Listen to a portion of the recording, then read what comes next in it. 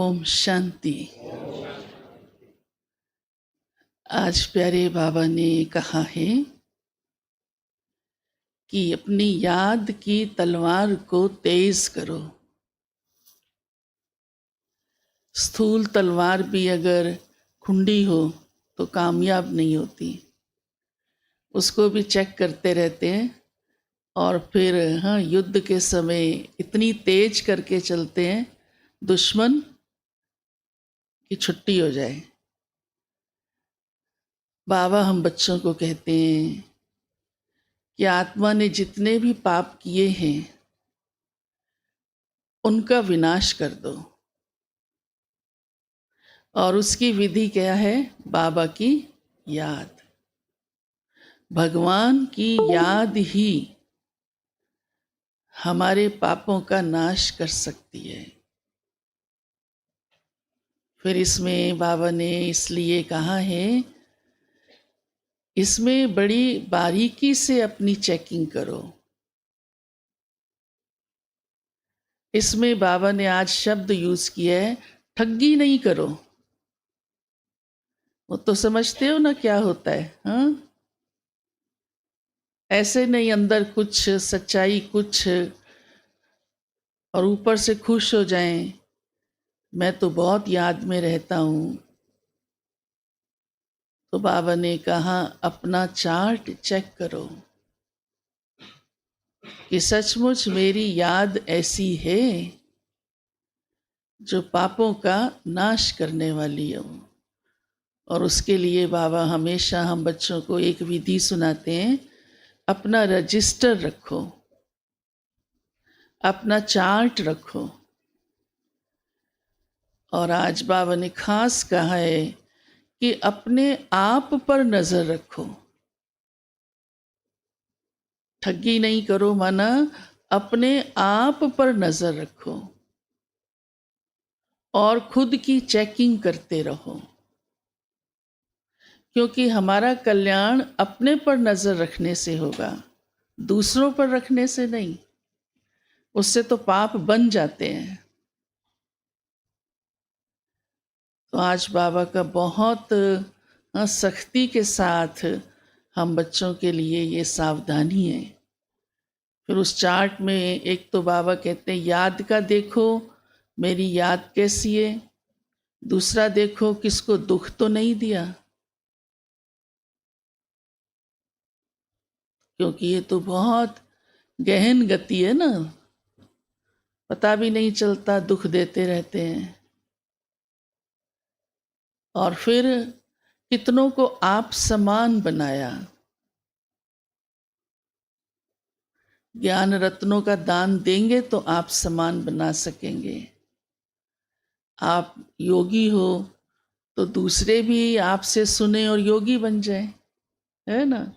आप ज्ञानी हो, दूसरे भी आपसे सुने तो ज्ञानी बन जाए, ऐसे ही ना। बाबा कहते हैं विश्व का मालिक बनना मासी का घर नहीं है। मासी का घर बहुत आसान होता है शायद, हाँ। मासी कुछ कहती नहीं ना, क्योंकि माँ जैसी होती है। हाँ, मासी माना ही क्या, माँ जैसी, है ना। तो बाबा कहते हैं मासी का घर नहीं है, खेल नहीं है, बहुत ऊंची बात है ना, मेहनत करनी पड़ेगी। इसलिए आज बाबा ने कहा मियाँ मिट्ठू नहीं बनना। मियाँ मिट्ठू अपने आप को ही अच्छा समझते रहो, हाँ, ये तो धोखा हो जाएगा ना, बहुत बड़ा ठगी हो जाएगी कि मैं बहुत अच्छा हूँ, लेकिन मैं सचमुच कैसा हूँ। इसलिए बाबा कहते हैं मियाँ मिट्ठू नहीं बनना और अपनी चेकिंग खुद करनी है, अपने ऊपर नजर रखनी है। और सच्चाई है ये कि जो स्वयं पर ध्यान रखते हैं, मेरा योग कैसा है, मेरी धारणा कैसी है, मेरा चार्ट कैसा है, तो जीवन बहुत अच्छा ऊंचा बन जाता है। नहीं तो दूसरों की भी कमियां अपने अंदर आ जाती हैं, कितना नुकसान हो जाता है। हाँ, आज चार्ट की बात बाबा ने, भले लिखते नहीं हो लेकिन खुद से खुद समझ तो सकते हो ना। और स्पेशल रात को बैठकर अपना रियलाइजेशन तो करना ही चाहिए ना। लिखें तो बहुत ही अच्छा है। पहले तो सब बहुत लिखा करते थे, बार बार मधुबन से डायरेक्शन आता था, लिख कर भेजो, लिख कर भेजो। आप में से बहुत सब जमा करते थे यहाँ, फिर उसकी शॉर्ट कॉपी बना के हम मधुबन भेजते थे। और दादी इस पर कहा करती थी, अच्छा तुम्हारे पास इतनी फुर्सत नहीं है तो जब रात को सोने जाते हो तो बेड पे बैठते ही गिर जाते हो, हाँ पड़ जाते हो। 5 मिनट 2 मिनट, हाँ, और इससे भी ज़्यादा टाइम लगता है नींद आने में कई बार। तो बैठकर 5-10 मिनट अपनी चेकिंग करो, आज मैंने किसको दुख तो नहीं दिया, आज मैंने कितना बाबा को याद किया, आज मैंने कोई गड़बड़ तो नहीं की, कितनों को ज्ञान रतन बांटे। चार्ट में यही कुछ तो देखना होता है। 4 विषय आपका ज्ञान का ठीक रहा, योग का ठीक रहा, धारणा का ठीक रहा, सेवा का ठीक रहा। इस रीति से भी देखें तो बड़ा आसान है, मुश्किल नहीं है। कम से कम अपनी गलती समझ तो आए ना, तब तो ठीक कर सकेंगे। अगर अपने ऊपर नज़र नहीं रखी तो अपना सुधार भी कैसे कर सकेंगे। और करना तो अपना सुधार है। किस लिए आए बाबा के पास, अपने जीवन को बनाने ना। पहली जिम्मेदारी तो यही बनती है ना। हाँ? अगर अपना ही जीवन ठीक नहीं होगा, सुधरा हुआ, तो दूसरों पर क्या असर पड़ेगा। उनको तो सुधारना फिर बड़ा ही मुश्किल है।